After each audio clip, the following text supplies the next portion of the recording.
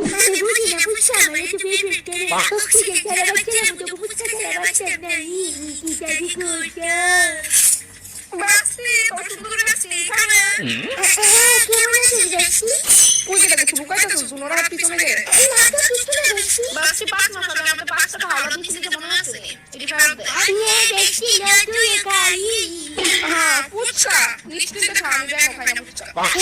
আসলে খাস না দূরে খাইতে আমি বলিস না আমার তো অনেক ফেভারিট খাইছ না তো বেশি পুচ্ছা খাও না এসিডিটি হয়ে আমার মাথা চুলছে